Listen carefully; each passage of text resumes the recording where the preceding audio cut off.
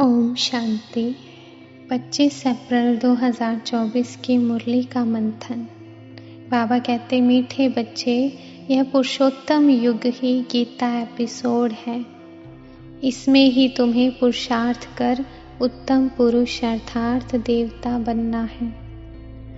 गीता का एपिसोड होना भी चाहिए कलयुग अंत और सतयुग आदि के बीच में, जब परमात्मा आकर आदि सनातन देवी देवता धर्म की स्थापना करते हैं।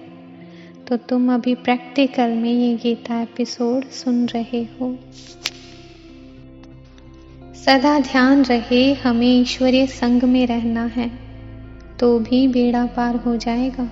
अगर संग दोष में आए, संशय आया, तो बेड़ा विषय सागर में डूब जाएगा।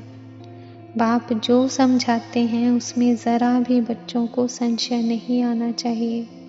बाप तुम बच्चों को आप समान पवित्र और नॉलेजफुल बनाने आए हैं। बाप के संग में ही रहना है। बाबा ने कहा है, काम महाशत्रु है, इन पर जीत पाने से तुम जगत जीत बनते हो। पवित्रता की बात पर कितनी आर्ग्यू करते हैं। मनुष्यों के लिए तो जैसे विकार एक खजाना है। लौकिक बाप से वर्षा मिला हुआ है और बाप ऑर्डिनेंस निकालते हैं, फरमान देते हैं कि काम पर जीत पाने से तुम जगत जीत बनेंगे। जगत जीत ये लक्ष्मी नारायण है। इनको कहा जाता है संपूर्ण निर्विकारी। बाबा ने समझाया है, तुम ही पवित्र गृहस्थ आश्रम के थे, अब 84 जन्म लेते लेते अपवित्र बने हो। 84 जन्मों की ही कहानी है। नई दुनिया जरूर ऐसी वाइसलेस होनी चाहिए। भगवान जो पवित्रता का सागर है वही स्थापना करते हैं। फिर रावण राज्य भी जरूर आना है। नाम ही है राम राज्य और रावण राज्य। तुम बच्चे प्रभात फेरी आदि निकालते हो। प्रभात सवेर को कहा जाता है। उस समय मनुष्य सोए रहते हैं, इसलिए देरी से निकालते हैं। प्रदर्शनी भी अच्छी तब हो जब वहाँ सेंटर भी हो, जहाँ आकर समझें कि काम महाशत्रु है, इन पर जीत पाने से जगत जीत बनेंगे। जैसे बच्चा जब पैदा होता है तो बाप का वर्षा उनकी हथेली पर ही है। बाप कहेंगे, यह घर बार आदि सब कुछ तुम्हारा है।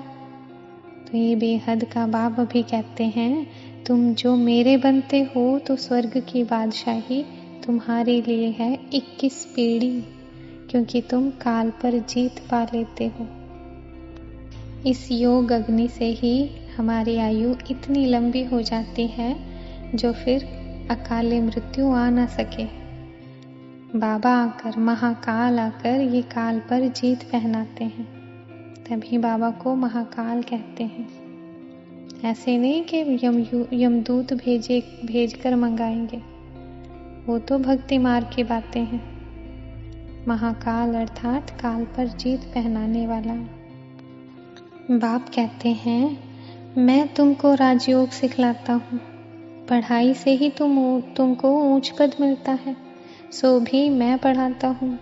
भगवान का कोई ऐसा सजा हुआ रूप तो नहीं है।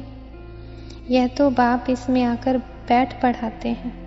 पढ़ाकर आत्माओं को आप समान बनाते हैं। आप समान पवित्र और नॉलेजफुल बनाते हैं। ये निराकार बाप ही आकर सबकी सद्गति करते हैं। हाँ, वह आते इनके तन में हैं, इसलिए कहते हैं बाप दादा के पास आते हैं। यह बाबा है उनका रथ, जिस पर उनकी सवारी है। उनको रथ घोड़ा अशुभी कहते हैं। इस पर भी एक कथा बनाई हुई है। दक्ष प्रजापिता ने यज्ञ रचा, कहानी लिख दी है, परंतु ऐसे है नहीं।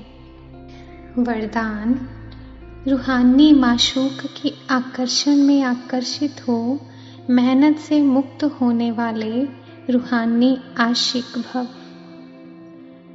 माशूक अपने खोए हुए आशिकों को देख खुश होते हैं। शिव बाबा अपने आशिकों को देख खुश होते हैं। रूहानी आकर्षण से आकर्षित हो अपने सच्चे माशूक को जान लिया और पा लिया, यथार्थ ठिकाने पर पहुंच गए। हम सभी आत्माएं रूहें इस माशूक को जानकर पाकर सच्चे यथार्थ ठिकाने पर पहुंच गए।